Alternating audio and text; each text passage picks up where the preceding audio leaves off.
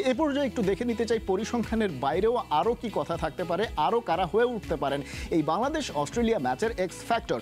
আমাদের সামনে সবার আগে রয়েছে ট্রাভিস হেডের কথা যদি আলাদা করে বলতে পারি, ট্রাভিস হেড আইপিএলে ভালো খেলেছেন এবং মজার ব্যাপার হচ্ছে সেই ফর্মটা তিনি কিন্তু বিশ্বকাপেও টেনে এনেছেন।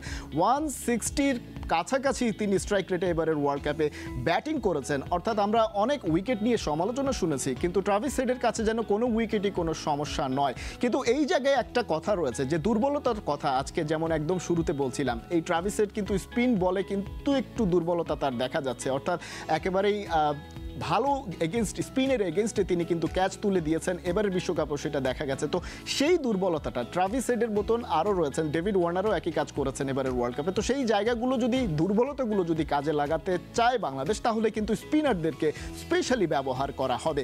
এবং সেই জায়গায় যখন স্পিনারদের কথা আসে তখনই কিন্তু রিশাদ হোসেনের নামটা চলে আসে।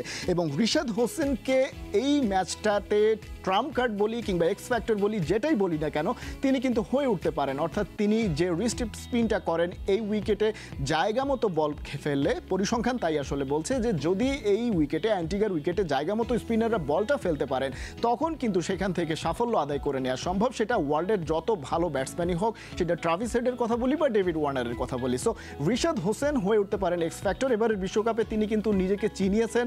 বাংলাদেশের লেগ স্পিনারদের মধ্যে তিনি যে সবচাইতে ভালো ফল এনে দিচ্ছেন টাইগারদেরকে, সেই বিষয়টা গুরুত্ব দিতে হবে। এবং একই সঙ্গে তাই রিশাদকে আমরা রাখতে পারি এক্স ফ্যাক্টর হিসেবে। তবে দেখা যাবে ম্যাচে কি হয় সেই বিষয়গুলো।